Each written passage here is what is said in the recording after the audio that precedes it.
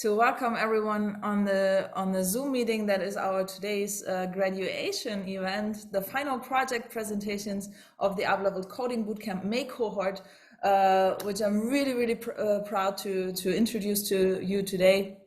This is going to be awesome. We're really excited that every one of you is here. This is such a cool group. Like last time we were a bit overwhelmed, so many people joining, so many companies interested in what our people build and what they learned throughout the past weeks. And it's really cool to see that that you're joining again, that you were able to hire some really great candidates in April, and that you're back again, and also happy to welcome some new faces. I hope you enjoy, and we're gonna start right away. We're not gonna lose any time, because we also took some feedback, and we heard it was a bit too long in the beginning, so we'll not have a huge introduction today. If you have questions around the program, if you're not quite sure of what we cover and who can join and how is it all, what's it all about, maybe that's something you can ask and reach out to Matthias, who is probably your main contact of most of you in the Zoom call today. Please reach out to him afterwards, but we will obviously also try to cover some of the most pressuring questions throughout the call, which is a bit new. So as opposed to last time, we will try to be a bit more interactive this time, and I'm gonna walk you through that in a minute. First of all, welcome again. My name is Anja. I'm gonna walk you through this event today, but I'm not the only one of the UpLevel team. Obviously, some of you know already the rest of the team, but I'll point some of them out to you again. There's, of course, Karl Hockey, the mastermind behind our curriculum and tech teaching. There's Matthias, whom you probably gotten to know, who is in touch with you regarding really good candidates and what to expect from our program. And there's also Jose, our beloved main teacher for the students and helping them through their projects. We're gonna show you who is part of the team as well. Some of you are even in the call today, so this is really great. Welcome also to some of our guest lecturers. I have seen Jan, for example. I have seen some others, so hey as well. I'm gonna show you in a second on one of the slides, but let's get started. So what is the UpLeveled Coding Bootcamp all about? Like, why are you even here today? I guess the reason is you're looking out for really cool people to join your teams, and this is exactly the right place for that. So some things you might have seen already about our program, about our curriculum, and I want to just mention a couple of things for the people who have not been in touch with us a long time already. Is our curriculum, what we cover throughout the bootcamp, and what is a bootcamp anyway. So what we're doing is we're providing a 12-week immersive program to people with very little to no upfront experience in coding. So this is designed for people who would like to either upskill a little bit. Maybe they're in marketing positions, maybe they are in sales, project management position. They would like to, have more digital literacy, more digital skills, and then learn to code and kind of advance their existing careers with a more coding related or development related path. But those could also be people who come from completely unrelated backgrounds, maybe in gastronomy, maybe in music, maybe in sports, maybe in something completely different, and would like to switch careers and do something completely new. And in these 12 weeks, with 4 weeks of self-study that everyone goes through before starting the program with us, we cover front-end and back-end development of the most state-of-the-art web development technologies. So what we go through is, for example, HTML, CSS, JavaScript, of course, but also really cool frameworks like React, which is high in demand, Next.js, which is a thing that you can use to build really amazing apps already.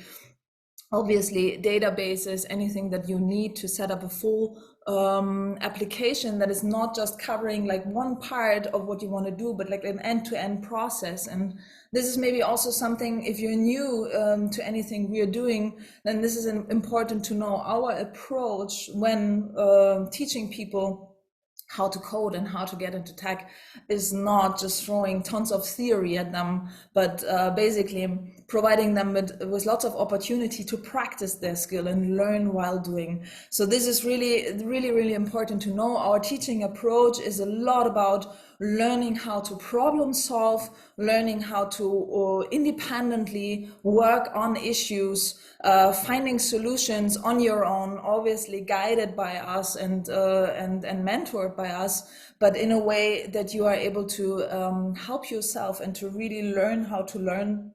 And this is always something that will put people in a position to also learn different things after the bootcamp. So if people have gone through this program, it's not very challenging to them to learn anything else as well, because learning to learn and learning to problem solve is our main focus in the program. And as I said, it's highly project driven.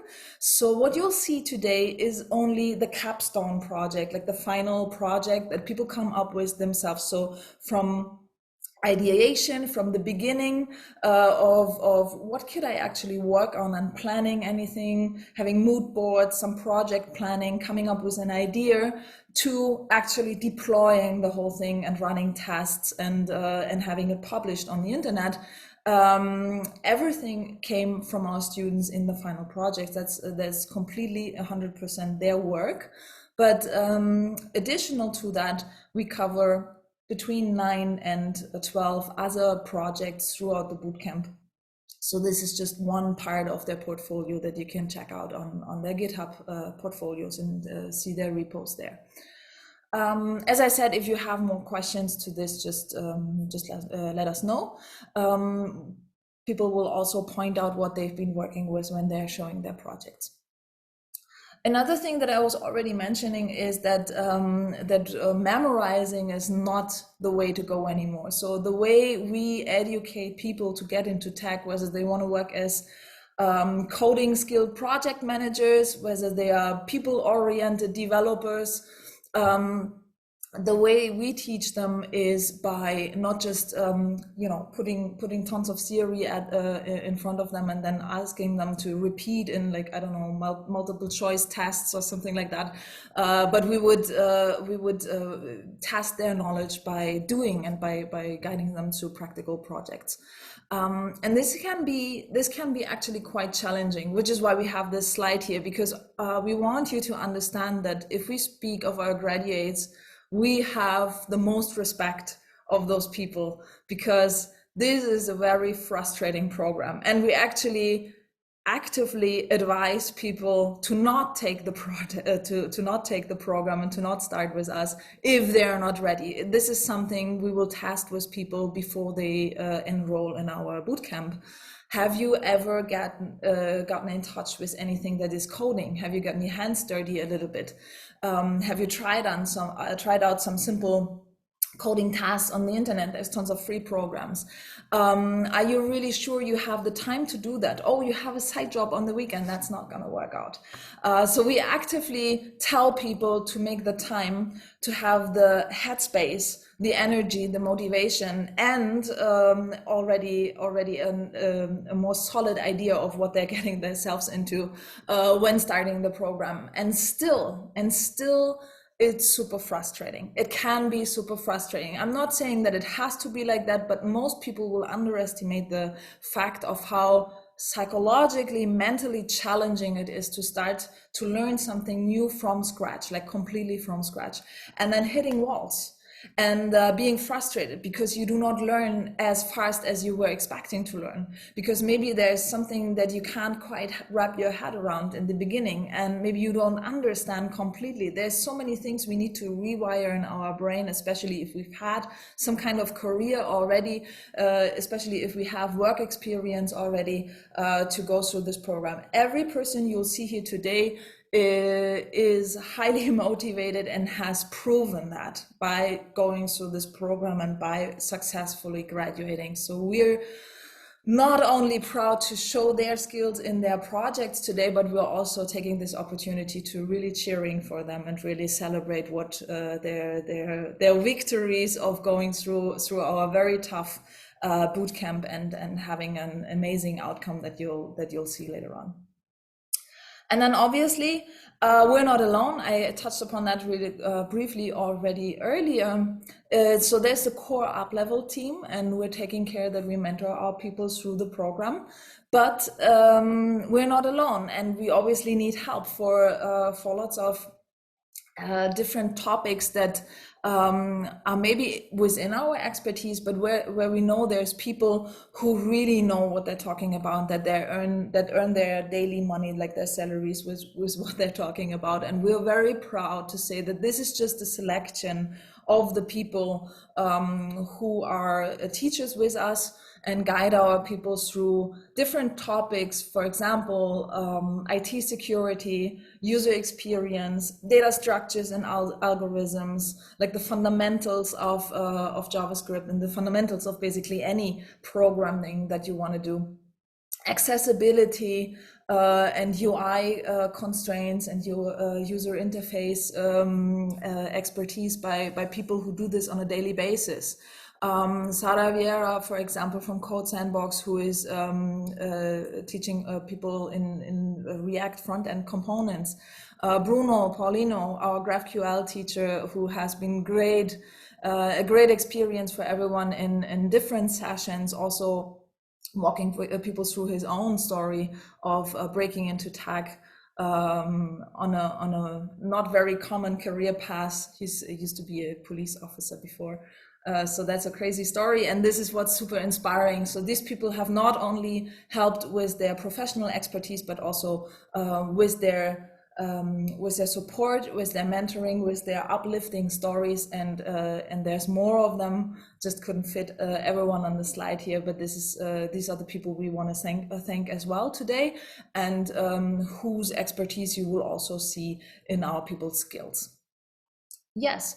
And I guess that's already leading towards us moving over to the presentations. As I said, if you have more questions, we will use the chat for that. Also having a look now if there's any urgent questions. Okay, so some people just saying hi back. we really appreciate everyone being here and not enjoying the summer weather outside. You can do that later because we will start in a minute. So what to expect now? We will now start with 10 people showing their projects. Each of them has a 5-minute slot, presenting themselves a little bit, walking you through the final project. Keep in mind that this is only one of the projects in their portfolio, but definitely one of the more complex ones. So this is super interesting. There's some really great projects there. And if you have some questions regarding the project or regarding the person, please write them in the chat and we will try to ask some of them. We might not be able to cover all of them, but we could do that in a follow-up if you're interested. But we would try to maybe cover a couple of them after each person is done. Please understand that we cannot allow for like a Q&A with the candidate themselves, because this would take up too much time, and we want to make sure that everyone has the same opportunities here to present. Please reach out later to the candidates. What you will find on our website, upleveled.io/graduates, you will find the profiles of everyone presenting today. There are also 1 or 2 profiles of candidates who have graduated earlier but are only now ready for starting a position because they've been on educational leave until now. So this is definitely worth checking out. And on that graduates page further down, if you scroll down to the recent graduates, you will find all of the profiles and also opportunities to reach out to people. And what we've added for the people who've been here last time in April, this is where we tried listening to your feedback. What we've added is for some of the graduates, you'll find the possibility to reach out via Calendly. So you can basically schedule an interview with them right away using the Calendly link. Yeah. that's basically it. I could talk for hours. I could talk a lot about the program, about the awesome stuff we're offering, about the awesome people we have on board, about the awesome time we had, about how we're hybrid in the classroom, but also on Zoom, how these people are inspiring us and helping us grow on a daily basis as well. But we need to get started at some point. And the first one, and I'm gonna stop my my screen sharing here. And the first one to start always has to be a very courageous person, because taking one for the team here is Ines Part, who has a background in teaching teenagers and working for startups. So she's basically not fearing anything in her life anymore. She's prepared for everything. So Ines, thank you very much. And the stage is yours. Thank you very much, Anja. Hello, everyone. My name is Ines. Can you hear me well? Okay, perfect. So I'm Ines. I'm originally from Upper Austria, and I have a master's degree in global business. And as Anja has already mentioned, I have worked as a marketing manager as a software startup in Vienna, and also taught the basics of computer science and coding to teenagers at a secondary school in Vienna. Thanks to these experiences, I found out how much I enjoy coding and the IT industry, and especially the problem solving and design aspect to coding. That's why I decided to take the leap and start my career as a web developer. So that much about me. I will go on to my project now and share my screen. Can you see my screen? Okay, perfect. So my project is called Digital Garden, and unlike the name might suggest, it has nothing to do with flowers, but it is a public knowledge base which allows the users to collect information and resources that they have, for example, read or listened to in podcasts and want to remember for the future, because all too often we consume great resources but forget them. At least that has happened to me a lot of times. So I will walk you through the functionalities now. And the first one is that when a user comes to the homepage, they can get a little product tour and learn, for example, that what is called a seed on the website is actually a resource where a user can add private and public notes to it. Then some background information about the website and learning itself, where to create a seed, and that a user should register and log in to use all the features. And this is what we will do now. I have already registered, so we can log in right away and move on to creating a seed. The seed, so resource that we are going to create today, is about one of my favorite books, which is called The Schopenhauer Cure by Irvin D. Yalom. And the user selects a category first, then enters a title. And for example, if we forget to insert a public note, which is a required field, and want to hit create seed, we get an error message because there is a form validation included. So now that we know that we have to include a public note, we will do that now. And it is possible to also format the text.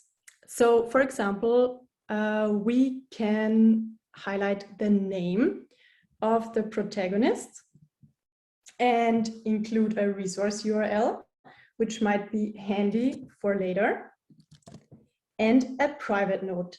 And this is special because the private note is only visible to the author of the seed. No one else will see it.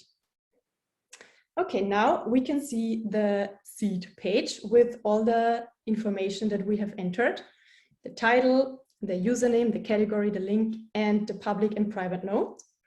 And the user has the option to also edit the seed. We can maybe also format this now. Okay, let's save the changes and have a look at the overview. And we can see that our seed has been added to the full list of seeds. A user can select to only have his own or her own seats displayed, or select by category.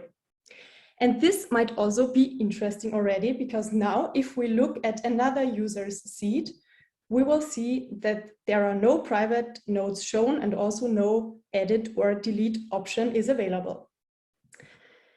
Okay, so that's the most important features of my website, which has been built in Next.js, and Postgres was used for databases, and TypeScript, as well as Jest and Cypress for testing. And as my time is almost over, I will be very quick and show you where I designed the database schema, which is in DrawSQL. I did the wireframing and designing in Figma. And to organize my tasks and to-dos, I used Trello. And in the very left column, you can see some future ideas which I would like to implement. For example, to link the brains with each other, or also to give the user the option to only save a draft seed and not publish it right away. Yeah, so thank you very much for your time. And I hand back to Anja.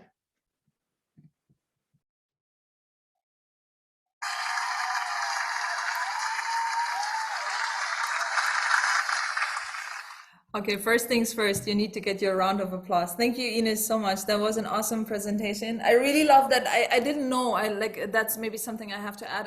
I'm not really sure what everyone prepared for the presentation, so I really love that you included your approach and how you went about the whole project, including like the wireframing, the project management, because this is true for everyone else that's presenting today.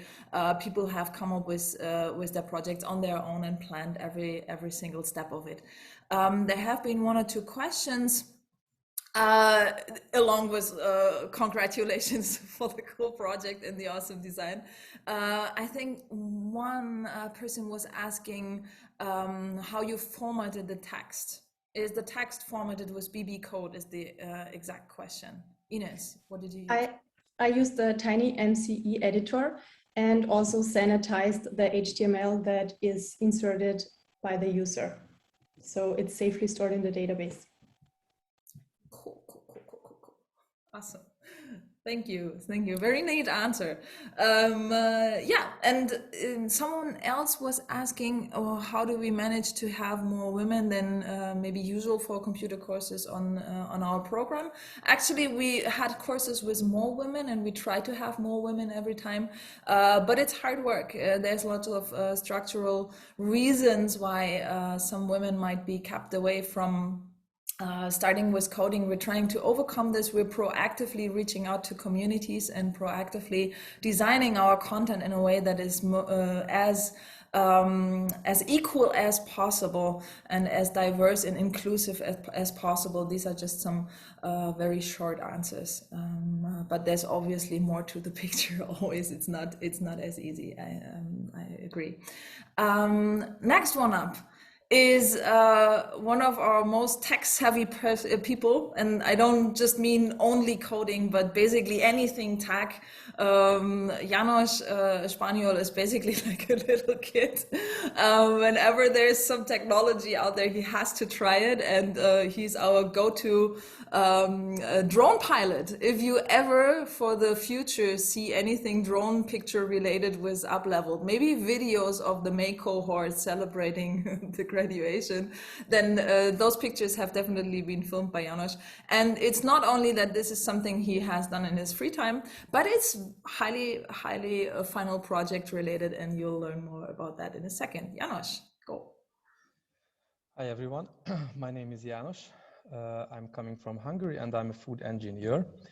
I work for my industry for the FMCG sector in different fields, basically biscuits, chocolate, Milka, and also the last one, Heineken, so brewery, which was really nice because I was exposed to a lot of new trends, and we created Internet of Things with our canning line. So I was leading the canning line and the bottling line, and yeah, I was really amazed how technology evolves and how operators can just excel using apps. And I was leading some of the use cases and some of the initiatives in the brewery level, and I wanted to really try the other part.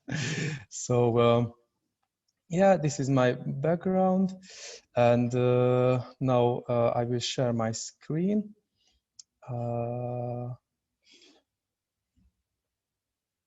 Can you see now? Yes, hopefully yes. Okay, so then you can see my my app, which is like Anja mentioned, it's a pet project. So I was really like having use technologies, and I was really like the aerial photos and maps itself, and how they can be combined. Usually, like how like or how the world actually behaves in 3D. So then the idea was to log your drone image. So this is what it stands for, and the main concept was that if you can take your images, you should like to log them or save them somewhere. And the idea was, why shouldn't we use technology and exploit the images itself? Because maybe most of you know that the images have so-called metadata. So when you add an image, and this is what I created, you can make use of this data. So you can now see a really nice widget, which will let me upload a picture of Lake Balaton. I have to say that we had some jokes about it.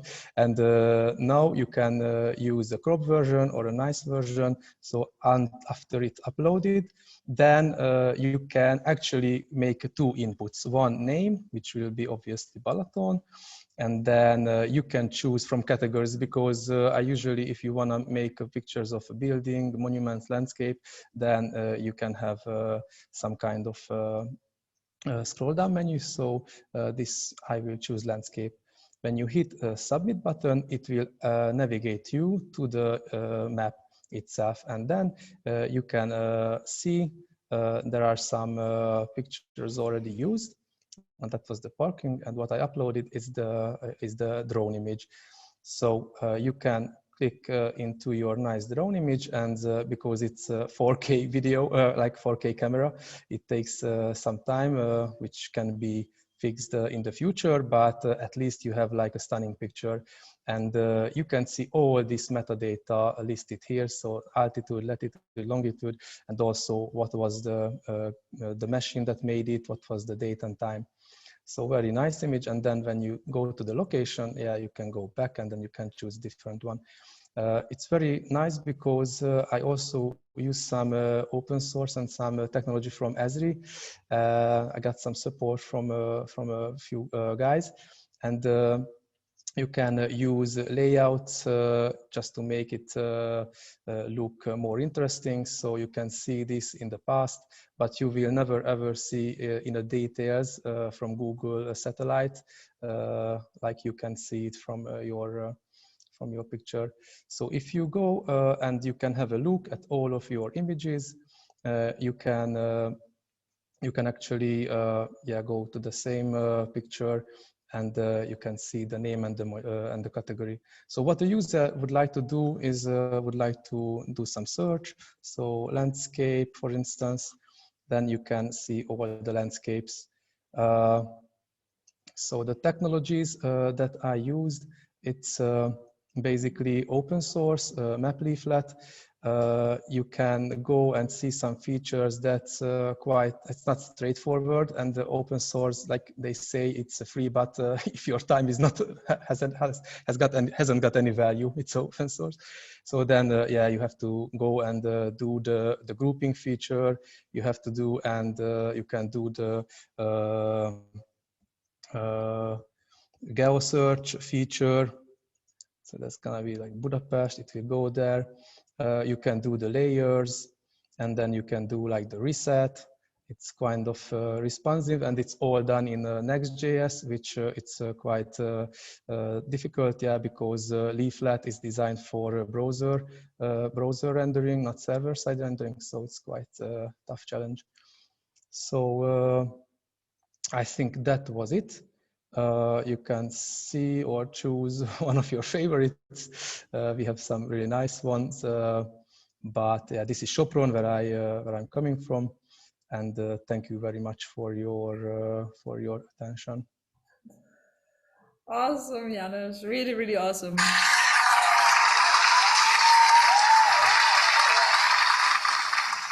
I completely forgot to mention how much Jànos can talk about Hungary, Hungarian landscapes and Balaton. So if you hire him, you'll for sure 100% get an invitation to Lake Balaton with Johnny and some barbecuing and drone pictures. So that's the upside of having him on your team, is you'll never run out of Balaton stories. Thanks so much. Just having a look at the chat real quick. I think yeah, tons of congratulations. Obviously a really cool project. I remember there was one question before regarding the registration. So this is one of the key requirements in our final project assignment, is that people have user authentication and secure password policy. Can you explain what you used there, Jànos? Sorry? For the user registration and the user login, like the user authentication. It was very simple, using session tokens and crypto as a library for for securing it, and like nothing really fancy. Yeah, cool. There's another question. Again, I can't answer that, Carl. Maybe that's one for you. Do we do any OAuth2 type authentications? Yeah. So maybe it is something for me, and the answer is no. So we don't do that. Yeah. It would be interesting to try to bring that into their curriculum as well, but yeah, we don't do that.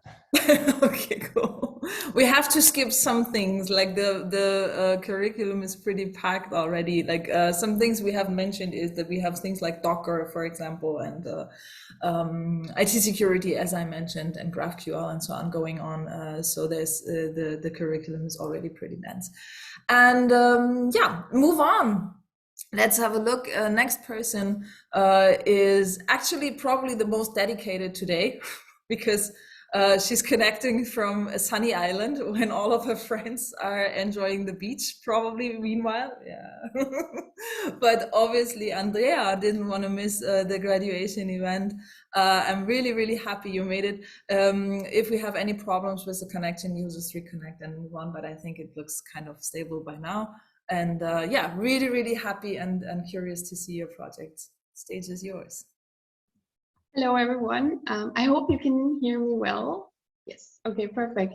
Yeah, so my name is Andrea Wöger, and I'm originally from Upper Austria, from Linz.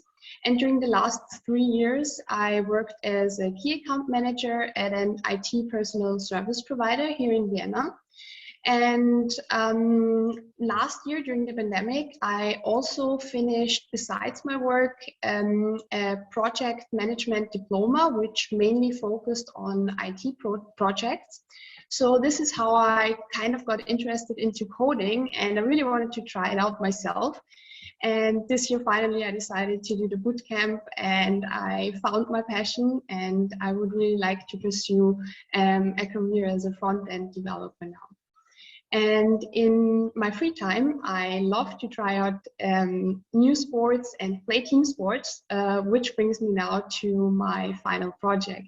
So let me quickly share my screen. I hope you can see it now. Yes, okay, perfect. So I created Team Vision, which is a management application for sport teams. It was created in Next.js. The database was set up in Postgres. And for the planning phase, I used Miro and Figma for designing and wireframing, and I created a ticket system in Trello as well. And as you can see here, you can register in my application either as a coach or as a player. And dependent on that, you have different functionalities, which I'm going to show you now. So to make the showing a little bit easier, I'm going to have two tabs open.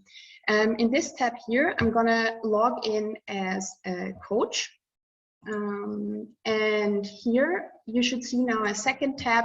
Here I'm already logged in as a player. So we can start on the coach's side. You can edit the profile and delete the profile, and coaches can create new teams. So we can create now the Boston Celtics, for example. It's a basketball team, and they were founded in 1959. And we can create a new team. Then it pops up here, and we can go to the team's profile page now. Here we only see the one. We only see the one browser, just to let you know. Oh, okay. Yeah. Okay. I'm gonna switch back over to the other one in a sec. I hope it works. Okay. Yeah. Zoom sharing. Yeah. So yeah, on the coaches page here, you can see normally all the events that are coming up for the season. It's a new team, so we create a new event now. And we can create a training. You can also choose tournament or socials. And we're going to create it for next weekend on Saturday.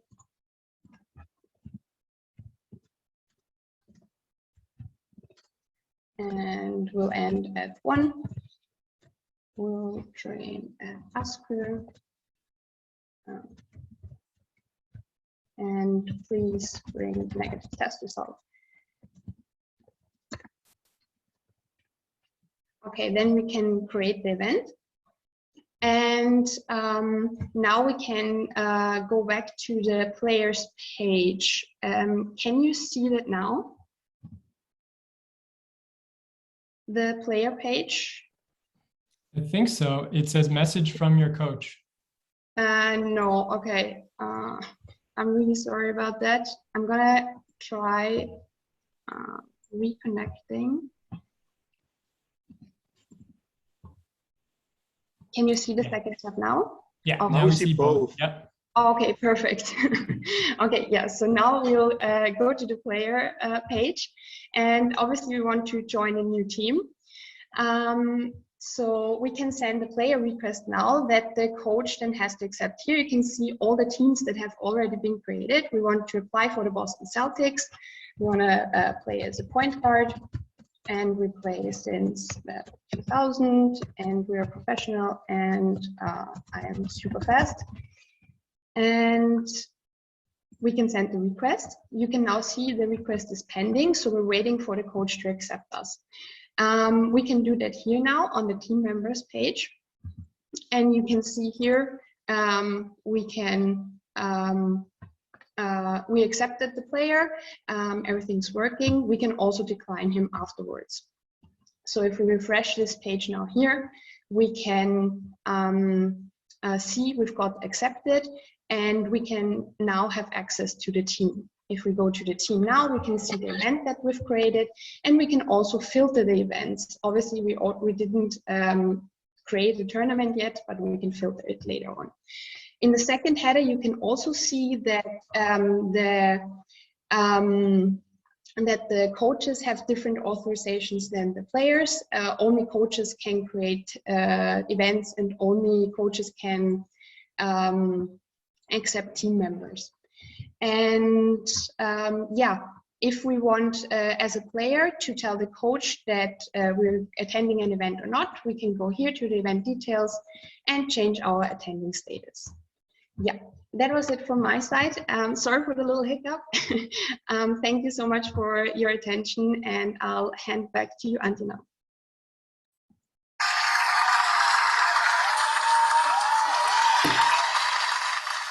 Awesome project, Andrea. Thank you so much for sharing. And I know there's even more features to the project. I think you didn't even show all, right? Like there's some, yeah. There's even some access. So that's super packed. Really, really cool application. I really love it.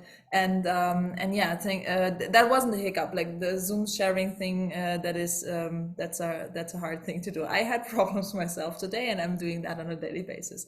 There had been a very interesting question in the chat regarding what everyone would like to achieve after graduation. And while this is obviously a bit like individually different for everyone, I can it's kind of safe to say that except one or two exceptions that I'll mention before, everyone is basically looking for a nice offer that could be a full-time position, right? So if that's reduced hours, if there's a little remote work in as well, then that's negotiable. That's something you should discuss with people directly. But basically, people here are looking out for positions after the bootcamp. Except, as I said, two exceptions, and the one exception is right up next. And this is Nicolas Gadner, who is probably, like Andrea is the most dedicated because she's joining from an island. Nicolas is the most disciplined. He has been like present at every single session we had, like every single stand-up.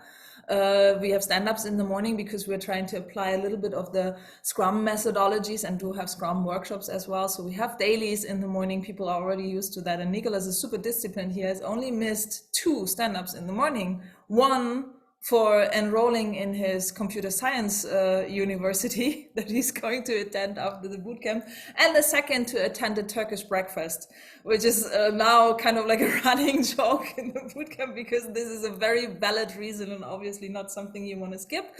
So here he is today, and Nicolas will be, as I mentioned, studying as of now computer science, so an extremely interesting profile, but he's open for working as a working student, so reach out to him as well if you're interested. Nicolas, really looking forward to your project. Okay, hello, my name is Nicolas. I'm a student from Austria. I've been studying sports engineering for 1 year, but then I've discovered my passion for programming as I've watched my first YouTube tutorial, and I was immediately hooked. I knew that this is something I want to do in my future.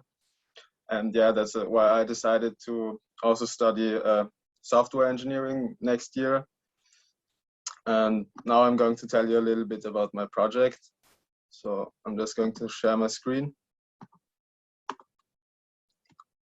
Okay, so like 1 year ago, I was talking with some friends who are kite surfers like me, that it's always really hard to find a new spot for kite surfing or for surfing. And that's why I've decided to create a spots map, because previously I've always only found new spots when talking to friends who mentioned the spot, because on Google you can't really find any results. And yeah, I'm just going to show you my spot map. So I'm just going to log in with some username and password I've created previously. So here you can see the spots map. So far, I've added 4 different kinds of sport. So you can choose between surfing, kitesurfing, wakeboarding, or skateboarding. I just click on a spot. So here, for example, is a skateboarding spot. It says Vienna, Türkenschanzpark. There's also a little description. You also have the possibility to rate the spot. So for example, if I click here, the rating will change. And you can also save the spot right here. Then you also have the possibility to create a new spot. For example, I just add a new spot over here.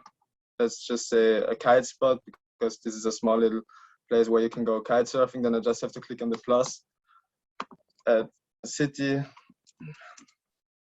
I just say Kagan, like I just add a little something, small kite spot. All right, I'm going to add this, and now you can see I made a little mistake. I added a surf spot instead, so I just can click on edit and change this to kite surfing, and now it will immediately change. And yeah, these are basically the main functions. You can also filter everything. Like if I just want to see the kite surfing spots, I can do this, or you can search for a spot on the map. For example, if I go to photos, Dorf, which is a very good lake for kitesurfing in Austria. You can see here also some kite spots added. And I've also created a page for all the favorites, like for your favorite spots, which is here. You can also just remove some. And here's also a page for all the spots you've created. You can edit them directly from here, or you can also delete your profile. And yeah, that's basically it. Thank you for your attention.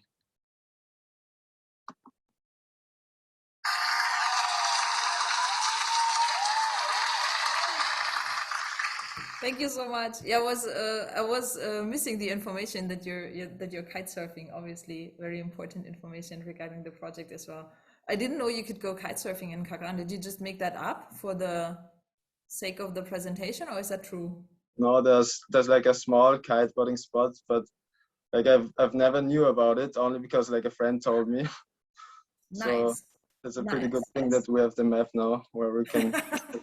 Yeah, we have, like, the world has this map now. I'm very proud. It's super cool. Yeah, so yeah, and someone was asking how to reach out to people after the graduation, and please use the UpLeveled website. Matthias will share it again in the chat. It's basically upleveled.io/graduates, and then there's a link that will push you down to the bottom of the page where you'll find the recent graduates, and you will find Nicolas' profile where you can reach out to him if you would like to employ him during his studies. That's an option, but yeah, reach out to him first. you might want to talk. All right.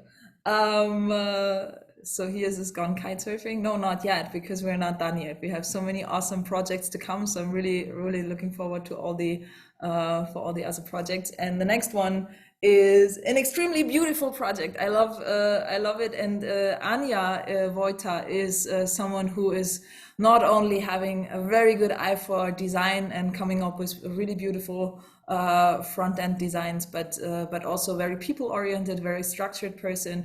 And yeah, so someone who you really want to have on your team.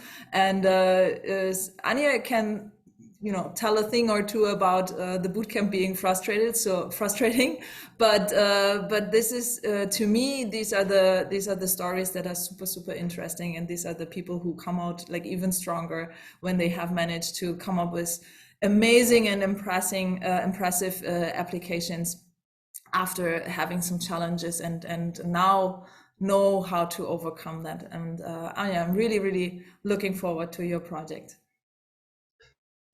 Thank you, Antje, for the nice introduction. I'm going to share my screen. All right. Sorry, I forgot to do because I want to show you something with sound, so I have to do it again. 1 second. Okay, perfect. Can you see my screen? Okay. So hello, everyone. I am Anja, and I did my master's in strategy and innovation. And after that, I was working as an account manager at a sports startup, which is called My Clubs. Maybe some of you know it or use it. And after that, I decided to take on a new challenge and learn how to code. And yeah, it was a really frustrating journey, but also a very rewarding one. And as Antje has already mentioned, I really rediscovered my passion for design and just any beautiful layouts in general. And actually after this bootcamp, I will stay in educational leave and will fulfill another dream of mine, which is to have an education as a coach. And before I show you my project, I just quickly want to talk to you about the motivation behind it, because my project was more of a business idea that I then put into code. So what I did was a matchmaking platform for psychotherapists and clients.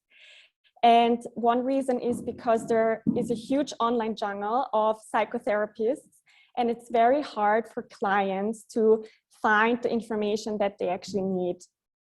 And this can also result in a huge loss of time and money if you decide to go for a consultation only to realize maybe after 5 minutes that this is not the person you want to work with, and you're just not getting the vibe from this person. So this is where my USP comes in, which are short videos that the psychotherapists have to do. And I am going to show you this now in my application. All right, you can see my screen right now, the browser. Perfect. So as you already heard, there are two sides. So there are psychotherapists, and then there are clients who can search for psychotherapists. And now I am going to sign up.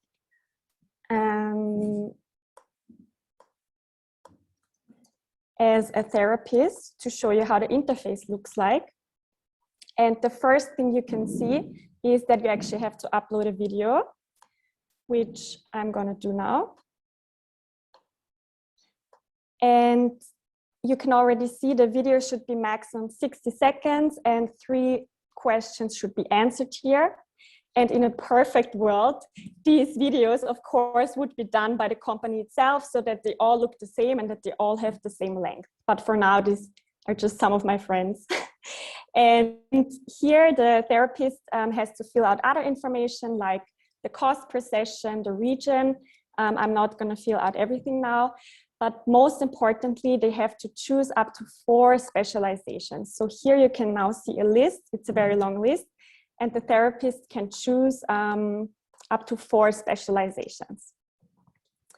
All right, so let's just log out now and go to the actual search page. So me as a client, I can now also search for the categories that I need help with. So we could say, for example, addictions. We can, of course, also search inside the list.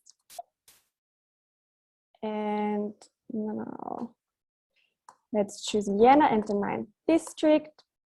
Let's click on search. All right, and now you can see on the bottom of the page all of your matches. So you can see that they are ranked. And the ranking actually corresponds to the percentage of match. So for example, if I as a client chose these 3 categories that I need help with, and Christoph and Eva, they both have these 3 specializations, then they are 100% match. And for example, Sophie, she only has 2 and Robert only has 1.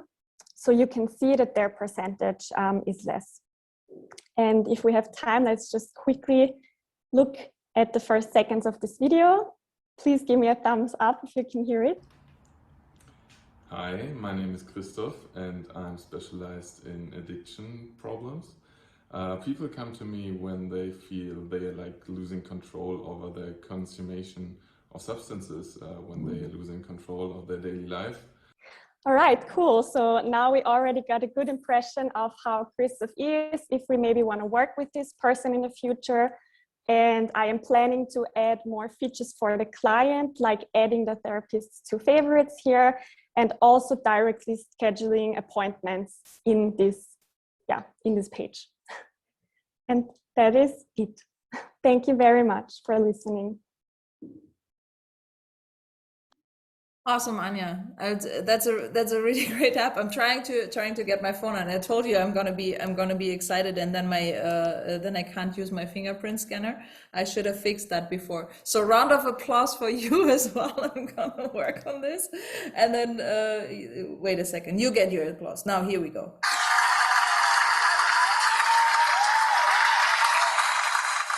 I'm sorry for that.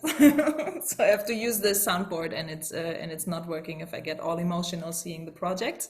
So this one is a really good example of what you would get with an average UpLeveled graduate is someone who is not only able to code these kind of applications, but also someone who is really skilled in coming up with a good idea, like considering the user, considering what makes sense, considering what would be a good user journeys, and what would people expect from a business perspective. So this is important to understand that if you have a look at our people, it's not only about the tech skills. The tech skills are brilliant. Like everyone who graduated has really solid tech skills, but it's not everything. It's also the ideas, it's also the life experience, the work experience that come with everyone.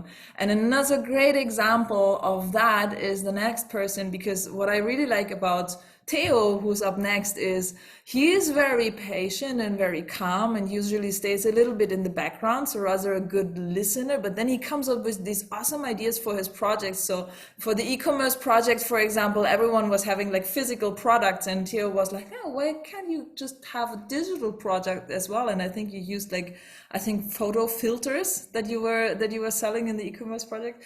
And also the idea for his final project is also something that is super real world relevant, and not just something like not judging at all people with their pet projects, which are awesome. But Theo has this great out of the box thinking, and I'm really excited for him to show his final project. Theo, you go next. Thanks, Anja. Yeah, like the product that I was selling on my e-commerce project was Adobe Lightroom presets. Yeah, because I enjoy taking pictures, and I also have some presets made by me. So yeah. Okay, so my name is Teofil Vartolomei. I am originally from Romania, and I've been living in Vienna in the past 7 years. And in the past, I've been working as a distribution coordinator and also as a sales assistant. And since I was always interested in digital products, I thought I can create my own and learn how to code. So that's why I decided to do this bootcamp, which was a great idea. And yeah, now let's talk about my project, which I have the idea for the project.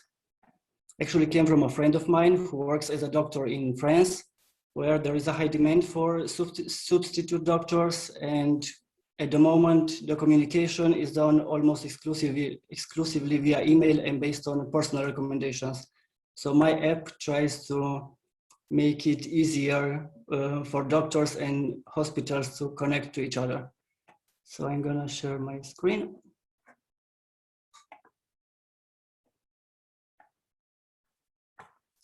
Yeah, so that's the app, that's the homepage. And like the main two functionalities on the app is either to find a job, like that's for the doctors, or to post a job, that's for hospitals or other or for health institutions. So let's go first and post a job. Oh, I didn't refresh the page before. 1 second. The app is deployed on Heroku.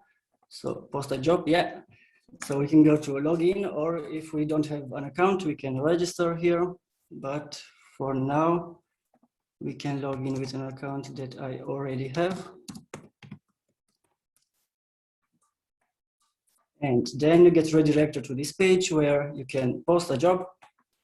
And you can see all your posted jobs here in this cart. So let's try and post a job, like for example, nurse. Then we have to select a date, let's say Saturday, then a region in France, let's say Normandy, experience level between 1 and 3 years, and then pay, let's say $70 per hour. And then as text, I have already copied here a text. 1 second, yeah, and now we can just paste it here, and we can also change it. For example, this one, this line to be bold, for example, and then we can post it. And you can see it here. This is the last job, and then let's click on see job, and this is the page where you can see all the information and the details about the job. And at the end of it, you can delete it if you wanted to. So now we can log out. Let's go to homepage again. And for the doctors that are searching for a job, they can click here, find jobs, and they can see here all the jobs that are posted on this website. And they can filter based on region, say Normandy, for example, then also experience, and also date. And if we want to clear all the filters, there is a button for this. And let's say we want to apply for this job. We can go at the bottom of the page, click apply, and then it opens the default email service on your local device, which is already filled in, like to the sender field, it's filled in with the email address of the hospital that posted the job. So that's about it. Thank you. And back to you, Anja.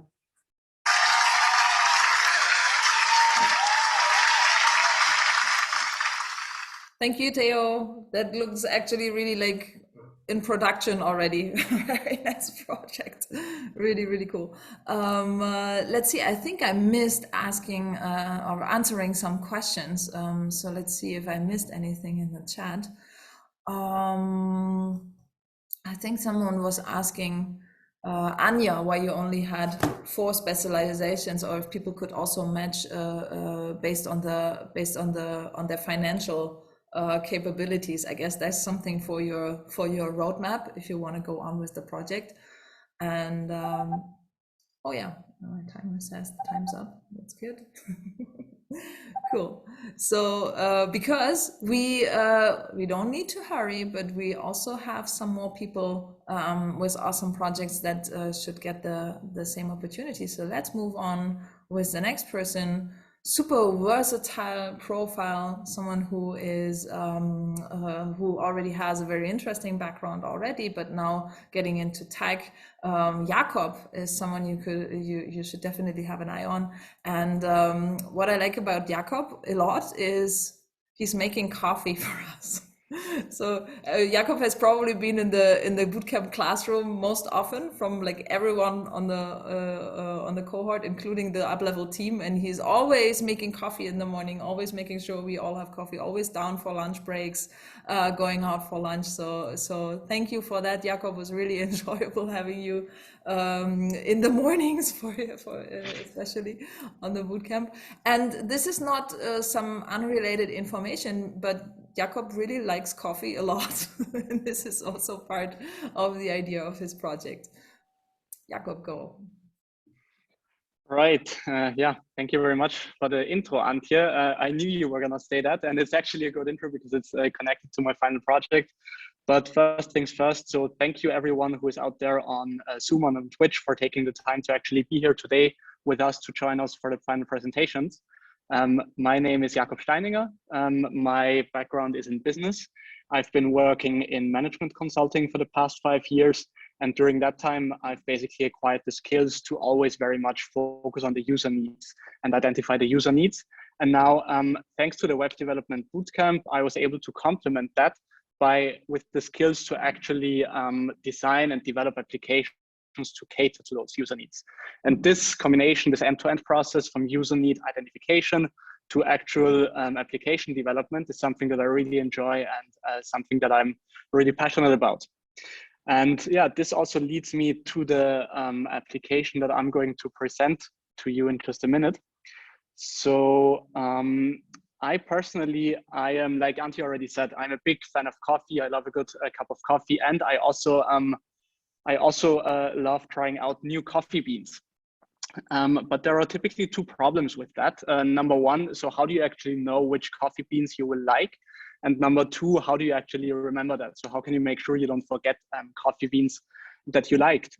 So that's why I decided to make this mobile application with React Native to solve exactly that problem. So to find the right coffee beans, to rate and review them, and to also store that information. So let me give you a quick tour, and I've just already prepared a test profile for that. So let's go to our profile, let's personalize it a little bit. We can set a profile image here and send this to Cloudinary.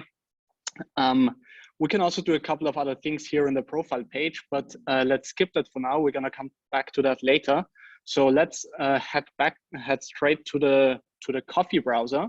Here we can see the full list of coffees that we have, and some of them have actually already received some reviews and some ratings. We could also just sort this list in different ways, for example, by bean type or by roaster. Or if we're interested in one specific coffee, we could just use the search field So for example, let's find out a little bit more about this Goriziana coffee right here. So here on this detail page, we can find some more information on that, including information on the flavor profile, which we're later on going to use to match against our preferences. And also at the bottom here, we can see the existing user reviews. And this coffee actually seems to have gotten quite decent reviews. So let's just add that to our list. And let's suppose we actually tried that, and let's say it was good. All right, save that review, and it'll appear here on our list. And now let's imagine for a second that we are at a friend's place and they made a really good coffee and we really liked the coffee, and we also want to remember what the coffee was, right? So for that situation, what we could do is we could use our barcode scanner here. And let's say we have this Molinari coffee, which we really liked. And we can just try scanning the barcode, right? And we found it. Cool. Now we can go to the page for that coffee and just also save it for later reference. Now, like I said, let's go back to this profile. We can see that we have 2 coffees on our list right now. And let's actually now go to our preferences. And now here we can actually set what coffee preferences we have. So let's say we like our coffee with a full dense body, low on acidity, medium intensity. Let's just say 80% Arabica, save that, hit refresh on it. And if we go down now, we can actually get some recommendations based on the flavor profile that we've entered above. So high on body, low on acidity, medium intensity. Right, so now we actually know what coffee we might like, and we're able to save and review that. But the question is where to actually get it from. And to solve that last piece of problem, we have our store finder here. So this will just bring up a map of some of the places we can get coffee in Vienna. And it has gotten our location. We can see a few places here. So let's, for example, hit this one, Süßmund, an Austrian roaster. So we could go to their website, which I'm not gonna do now, or we could also just check out their coffee selection right here in the app. Okay, cool. Since I think we're probably pretty much at the end of the time, this will be the end of my quick tour. Yeah, there are a couple of features that I haven't shown yet. So if you're interested or if you want to check out some more technical details, then just head on over to my GitHub repo. You will also find a link there on how to use my app on your Android or iOS device. And yeah, let me know what you think. Thanks again for being here with us. And with that, back over to you, Anja.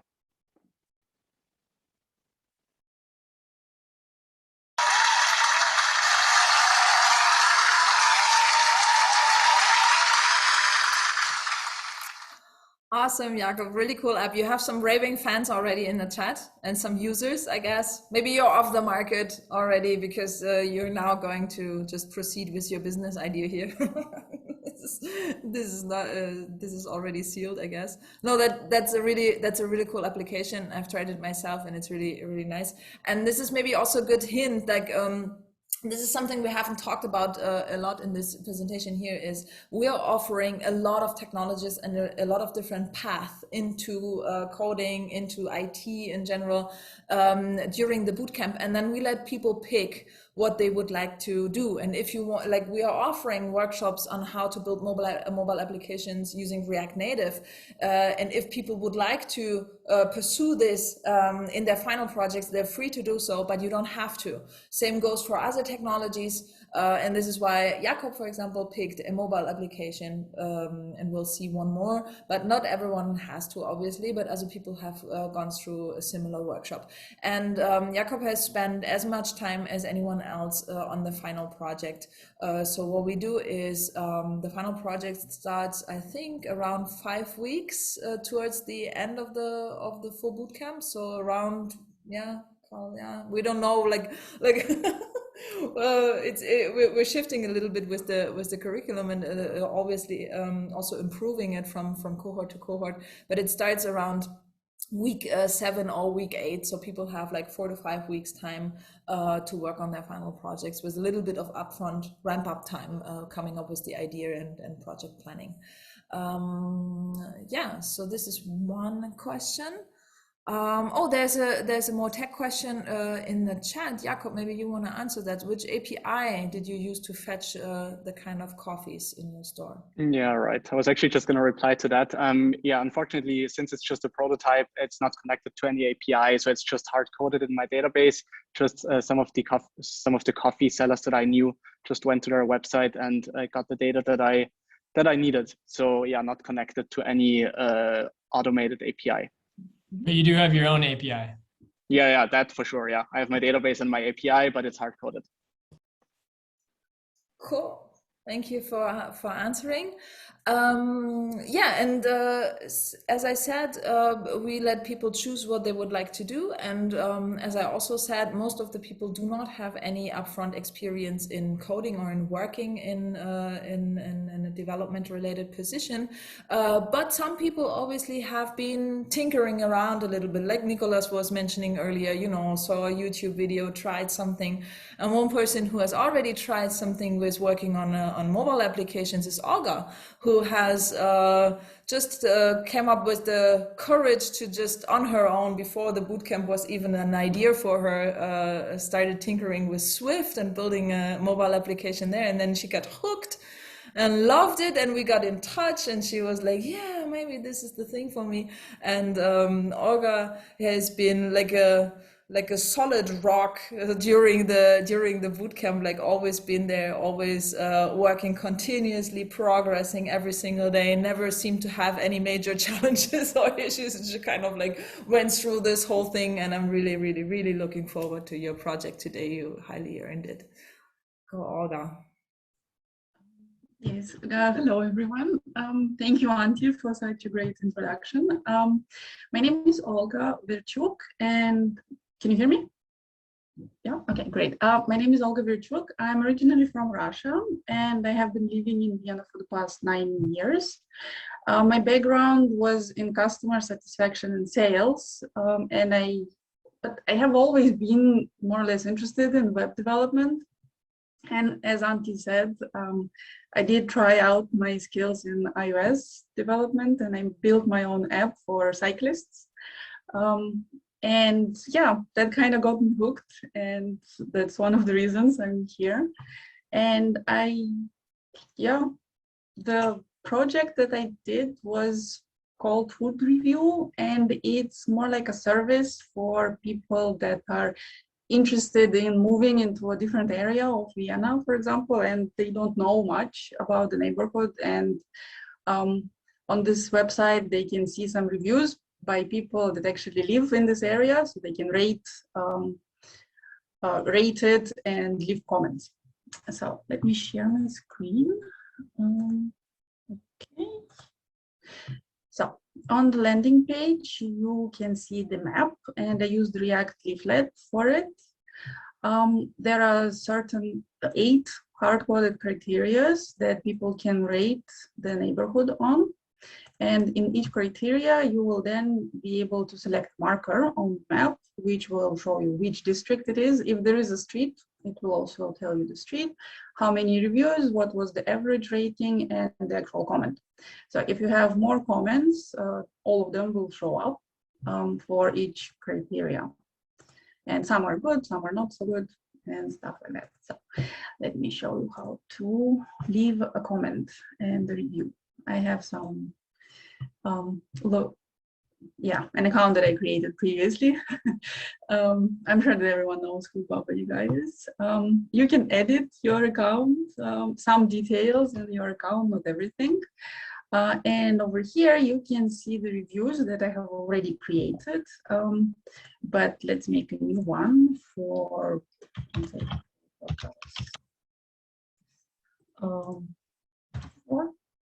and it is in the 23rd district. Yeah, I made it with sliders so that it would be easier and faster for people to leave ratings rather than typing everything. And the comments are not mandatory, so you can decide if you want to leave a comment or not. The rating will show up anyways on the map. The street and the house number are also optional, but it's nice to have because the geocoding that I used is actually transforming the written address into the set of coordinates, and you get like a more precise marker on the map, which is good. If you don't give a street and just give a district, it will just make a point, a marker in the middle of the district, like the default one. So now your review appears here, and you can also see your marker on the map here. You can also delete a review, edit it, add something to it. You can delete it. And at the end, if you are not willing to be a part or a member of the service anymore, you can always delete your account. And all of your reviews will also disappear from the map. Yes, there's a blog. At the moment, this is just some dummy text here, just for my future reference to some to-dos for me, and a small about page, also a to-do.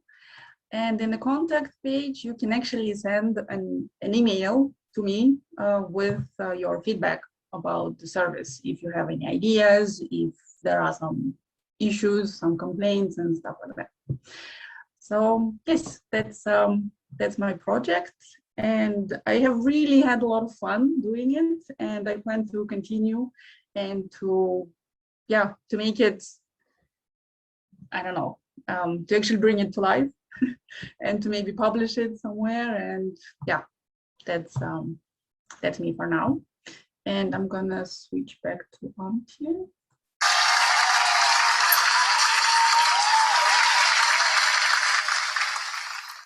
Thanks so much, Olga. This is a really cool project.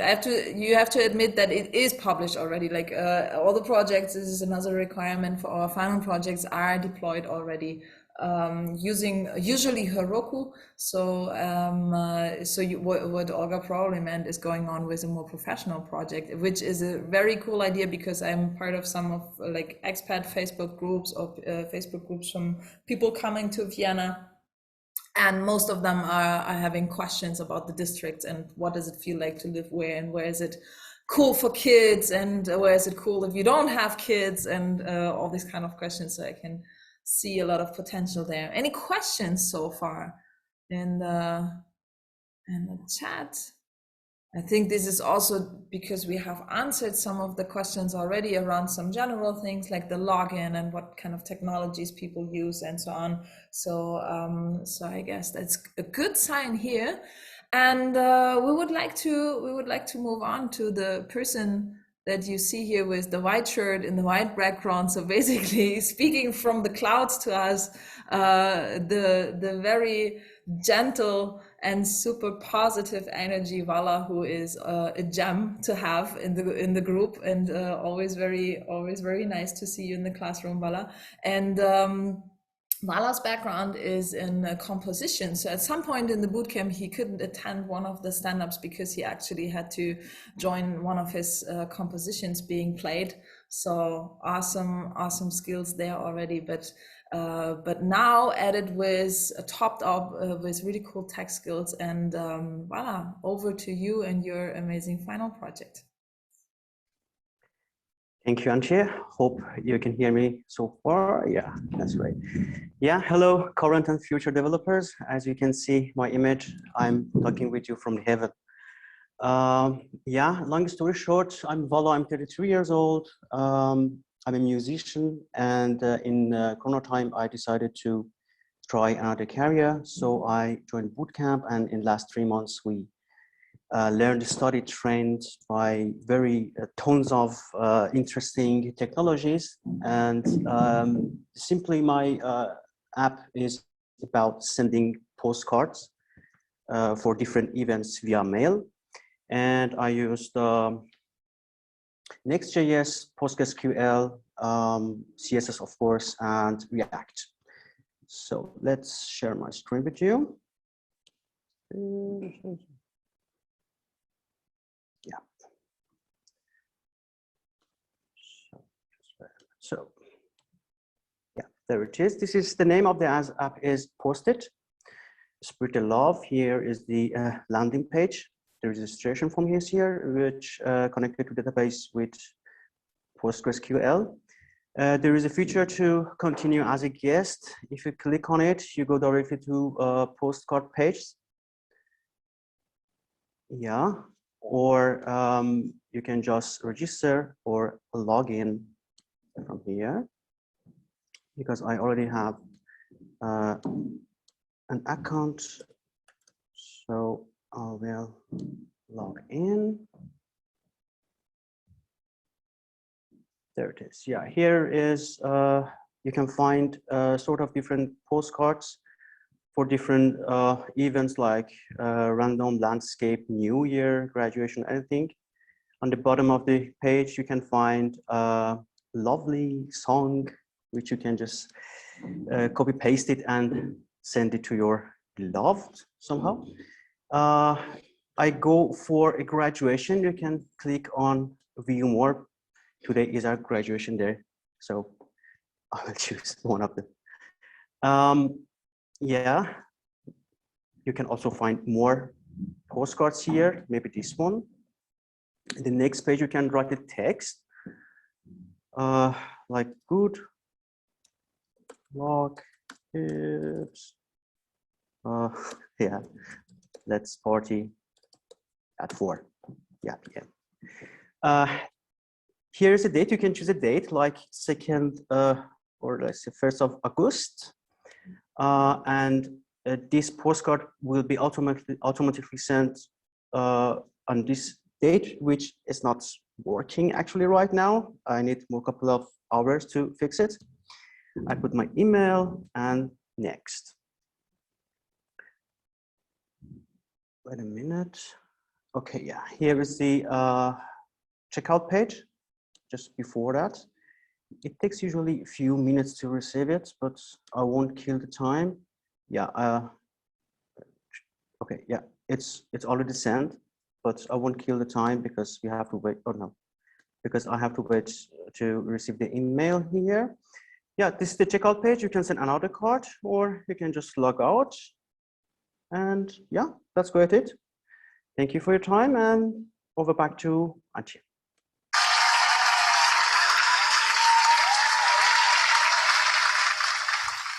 Thank you, Vala. I can feel this is going to be a thing. People going back more and more to the things we used to have, like especially physical things, and turning that back towards all the digital stuff. So maybe sending postcards is a thing again, even though it's into the inbox. Did you tell a little bit about what you used for the emailing service? Because it's a bit different. We've seen that before with Theo, who was sending, who was also sending emails, but you used a different service, right? Yeah, I used SendGrid. Actually, it's not that friendly. It was not friendly with me, actually. I don't know. Maybe it's friendly with others. Yeah, so that's why I wanted you to point that out again, because that's actually kind of a complex thing. It's not super trivial, because if you're not doing it just with a plain HTML and sending it through your local provider, but actually having a professional setup for that, like sending multiple emails from your service, then this is not super trivial anymore. And yeah, so SendGrid is what Vala used there. Any more questions in the chat? Yeah, Anja is gonna use it. Send graduation postcards to everyone. Nice. Very nice. Awesome. I really, yeah, this is really cool. I really like people still staying. Like some people left and had to go some another course, but basically majority of people still here, and this is really cool to see. And last but not least, we have one really amazing project that is very impressive to see. So Félix had some time off his job and wanted to use it wisely and take on a really something that's challenging to him, and maybe not you know, just doing some sports, which he also did. But the thing is, Félix is going to show you his project, which is really, really nice, and really wanted you to see it, because this is something that people can achieve even with not much upfront experience. So this is really awesome to see. He will not be available for employment because he's going to resume his awesome music career after the bootcamp. But still, please cheer for Félix and his amazing mobile application. Hello, everybody. Can you hear me? Yeah, it's working. Thank you for joining us today. So yes, I'm Félix. I'm French. I speak French, English, German. Yeah, so as Anja said, I'm a musician. I'm currently not working because since years I have to put teeth braces, and I'm playing wind instruments, so I had to stop 12 months. And yeah, I decided to use the time to learn programming, which was a very great choice. No regrets. It was an amazing journey. I'm very excited to show you the last project I did with in this bootcamp, which is a sport application. So let's share the screen here. It's called Crescendo. Yeah. So I'm gonna guide you through this application. I hope I won't talk too much because I usually talk too much. So let's just guide you through the app. So what is the account? I hope I remember that because I didn't know. I think it's this one.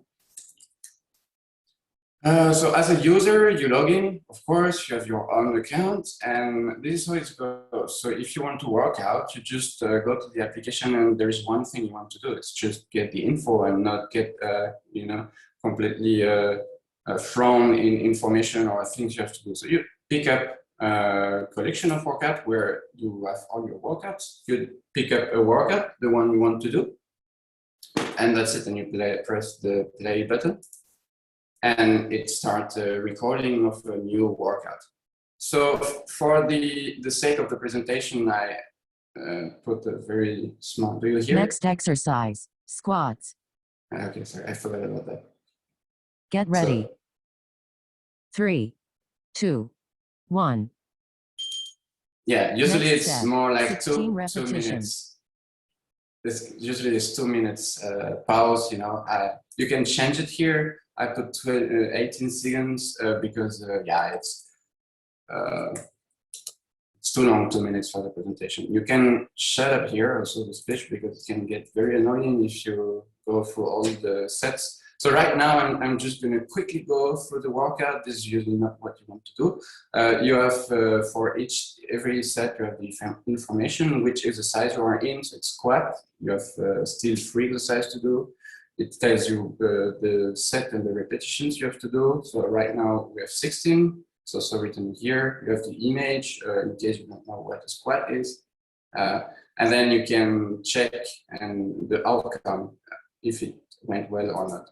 And then you have the pause screen where you can rest a little bit. And again, it tells you like your next set starts in 10 seconds.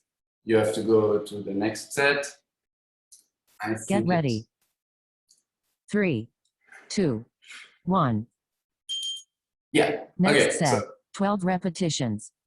I'm going to stop the speech because it's getting annoying. You can also hit the failure button where you tell the application it went not well, and everything is recorded in the database, every move, every touch on the button. So you know where you are. Let's say everything is a failure, so I can squeeze all the workout because when you push the failure button, you stop the exercise and it goes to the next exercise. So you keep your strength for the next time. So I'm going to go through the entire workout like that.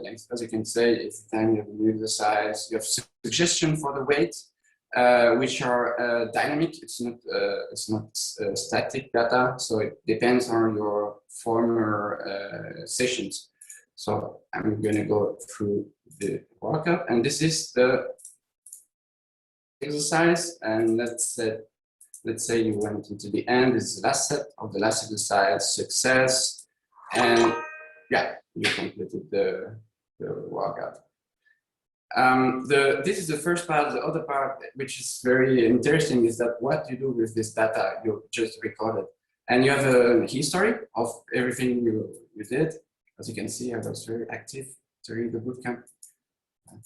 I was doing like 3 hours every day. No, it's dummy data. You can also get the exercise you did. So like, for example, today, just what I showed you, you have the exercise with failure, that's one of success. And the exact time you needed to do all the exercises. So I'm a superhero because I did this exercise in 20 seconds. Yeah, this is not, okay. Anyway, so, and you have a second part where you can actually just consume the available exercises, methods also. If you don't know about that, you can just get some information. And for later, the equipment can be a very, very nice tool where you actually say, okay, and you actually say, okay, oh, I have to, it's one by. And you can also say which barbell, which dumbbell, which you are using. But this is for later. It's another tool that I want to implement so you know exactly what you have to put on the bar. Yeah, it's taking time. The last thing you can do is just pick up one exercise and say, okay, what are the stats for the sessions? And you get actually some graphs about what you did. So this are the 37 last sessions. You have 2 calibration phases. I don't have time to talk about that. This is how the application suggests the weight. The weight is slowly increasing until you reach a failure, and it switches the weight and the repetitions. So this is much heavier. You do the same, you reach a failure. And then after the application calculate how you can cross the difficulties until you reach this point, which is the same as this one, but it's not a failure anymore. Okay, that was a bit quick, but I hope that was clear. That's it for me. So if I understand, I was the last one. So yeah, that was very nice to be part of this bootcamp. I wish you all, if you can, to have nice holidays. That was, yeah, crazy. And thank you, everybody. Thank you so much, Félix.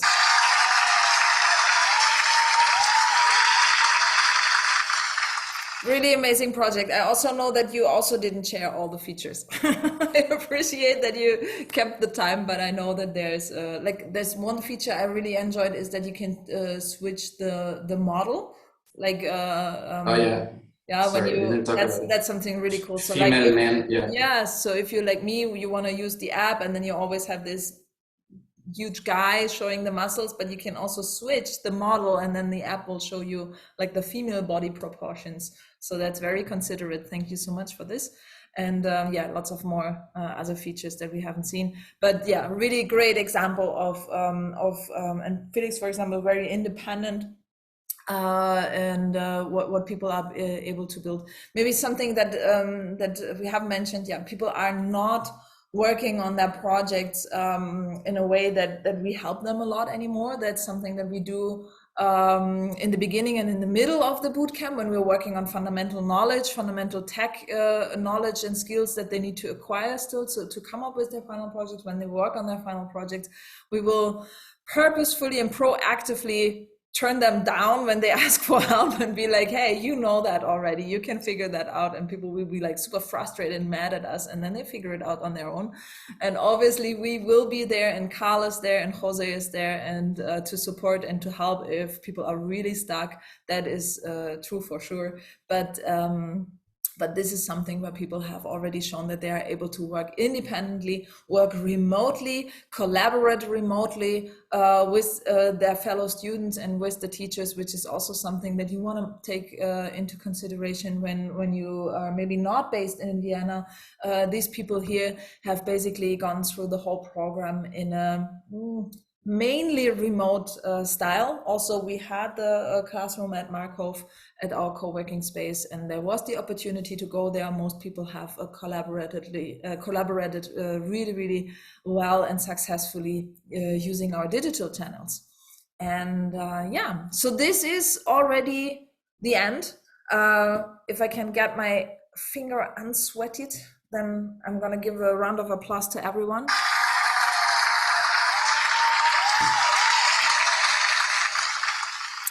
Thank you so much, everyone, for attending, for cheering. I know there are some former graduates, some alumni of us in the chat. There are some guest teachers, guest lecturers joining the sessions. People who are looking to hire our graduates.